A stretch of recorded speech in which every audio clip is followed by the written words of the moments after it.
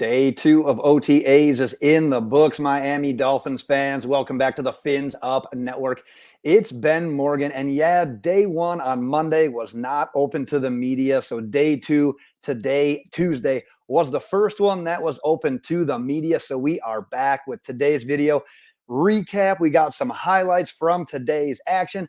Mike McDaniel was made available to the media before the practice even started. We'll kind of touch on that throughout the video. We'll highlight a few more things of that in the end.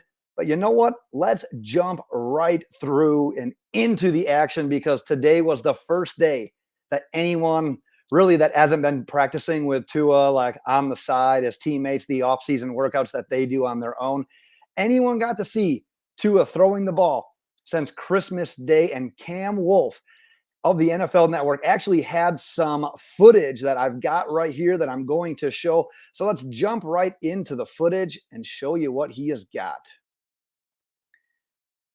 Something you're going to notice about I think there's like 5 passes here. Every single one of these balls just comes out. I mean, obviously there's no defense or anything, but he's hitting these wide receivers right before they're making their breaks. Perfect timing, leading them, letting them be able to create after the catch. You get a little Skylar Thompson action thrown in there as well.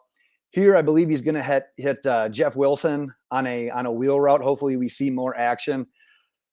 Throwing the ball to running backs this year, especially with Devon Achane, who we'll talk about here a little bit more in a second. Had one over there in the middle to a receiver that I definitely couldn't tell who it was. And then you got that one right there. But great footage from Cam Wolfe. Thankful he had that. Great to be able to show you guys that. But Mike McDaniel actually talked a little bit about Tua as well before the practice had started. And he said something that kind of stuck with me. And it's like, Tua right now is in complete control of everything that he has control over. Now, if that isn't the most perfect Mike McDaniel sentence of all time, I don't know what is. But simplifying that, it's basically the outside noise, the outside things that you can't control, why even worry about? But the things that you can control, getting better on field, getting better off the field, getting stronger, every single thing that you have control over, Tua is doing, and he's putting his 100% effort into it. So that is great praise to hear from your coach about your quarterback here. But let's talk about a couple of other on-field highlights from the day, because you're not going to be able to go on Twitter, any social media, any other YouTube videos you see without the offensive highlight of the day being De'Von Achane, the rookie running back out of Texas A&M. Every single reporter that you could look into had something really damn good to say about his game. And no, we're talking about no pads. We're talking about helmets and shorts right now. So of all positions, it's actually really hard to judge a running back.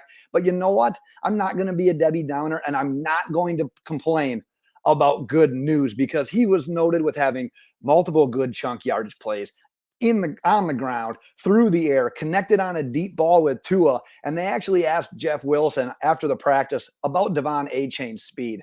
And he said something along the lines of like, yo, that speed is for real. So having another player that's been there, done that, being able to compliment on a rookie on day 2 of OTAs, great about that. And we talked about his usage in the OTA preview video that came out on Sunday. And that's one of the things we're keeping an eye on. How's he going to be used? Is he factoring into the passing game? Well, we already got some answers. From day 2 of OTAs, we already have some answers being involved in the offense, and not just the offense in general, but in that passing game and making splash plays already in day 2 of OTAs. So a good day out of De'Von Achane. Like I said, you're not going to see anything offensive related that probably doesn't highlight De'Von Achane from day 2. Travis Wingfield also does a great podcast with the Miami Dolphins podcast network. He noted an impressive start to the OTAs for the defense in general, which is honestly good to hear. You want balance. A perfect offseason practice rep is either like a ball that just barely gets complete for a nice chunk yardage, or just gets like tipped away at the last second. You want a competitive practice. You want highlight plays. And not every rep is going to be that way. But for a team, when our offense was pretty damn explosive last year, and where did we lack? We lacked with consistency on the defensive side of the ball. So seeing the defense with Vic Fangio and the new guys that we've been able to bring in come in and actually get highlighted like this, very promising as well. said that the defense forced numerous checkdowns from Tua and the quarterbacks. He credited Jaylen Phillips with 2 sacks, Emmanuel Ogba with 1, and Raekwon Davis with 1 as well. Keep in mind, like I said, there's no pads in these practice. Also keep in mind, Teron Armstead, Connor Williams, both were off today. So we're talking about 2 of the 3 mainstays on the offensive line not being available on the offensive line today. And then other players that had the day off, Tyreek Hill and Zach Sealer.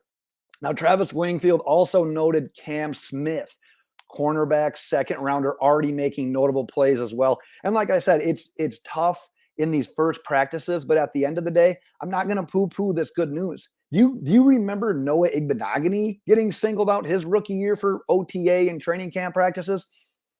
If they did, I missed him. It wasn't ever really hearing his name. So hearing his name called in a positive light in the first day open to the media, great news. He was credited with a pass breakup, had another play where he jammed Jaylen Waddle at the line of scrimmage, essentially took him out of the play as well. More secondary news, Javon Holland got the interception of the day off of a Mike White. And then wrapping up the defense, if you remember from last year, OTAs, training camp, a player got to wear the orange jersey at practice, and that essentially denoted he was the player of the day from the practice before. So today's wearer was Duke Riley, meaning he had the best day one of OTAs practice. And then day one actually of OTAs, Jaylen Waddle was wearing that. And I don't really know what they were basing that off of. That might have been something else that the team did prior to day one of training camp, or of OTAs. But regardless, so far, Waddle, Duke Riley have worn your orange jersey.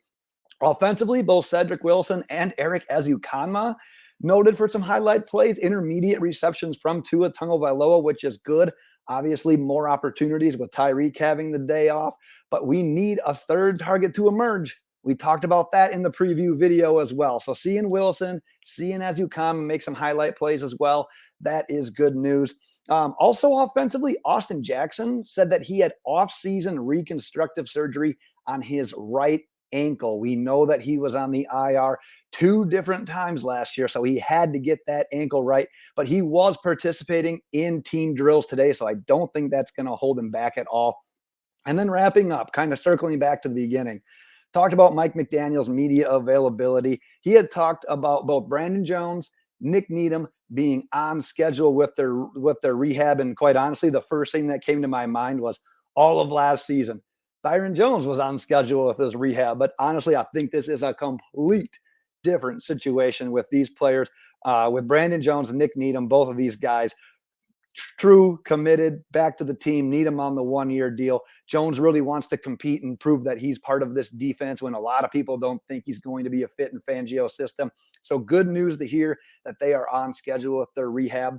Asked about Isaiah Wynn, said that adding a guy like this just simply raises your urgency of other offensive linemen. It creates competitiveness across the offensive line. And he's also noted that Isaiah Wynn is getting work at numerous spots. So if you read between the lines, probably getting a little bit of run at left guard, probably getting a little bit of run at right tackle. And that was kind of the highlights from his media availability. He did have some nice jokes about Wynn. He said, anytime you can add wins to the roster. So like I said, Mike McDaniel's press game performance already in mid-season form. The Dolphins are off on Wednesday. They're back on Thursday. I'm about 99% sure that media has access to that practice as well. So we will be back with another recap then. I'll see if I got any other final notes before we start here. Oh, he did say one other thing about Mike McDaniel I'm talking about. Not being completely satisfied with the output offensively from the team last year. And he wasn't trying to downplay anything that the team did good. He said, when you make that kind of statistical jump, obviously that deserves some praise and recognition. He wasn't mad about that, but it was the things that they did wrong and what can they improve on. And this will be music to your ears, pre-snap penalties. It was always letting the play clock run down so low and then either getting a false start or letting the defense tee off on you or having to call a timeout unnecessarily. So those little things, like what did we struggle last year and what can we improve on them to become a more consistent offense? So I did want to hit on that as well. like I said, because we don't need to be having those little mental lapses again this year, costing us timeouts, costing us penalties, letting players tee off coming along the edge. So that does wrap up today's video, Miami Dolphins fans. Like I said, most likely back on Thursday with another recap report then. But until then, Dolphins fans, fins up.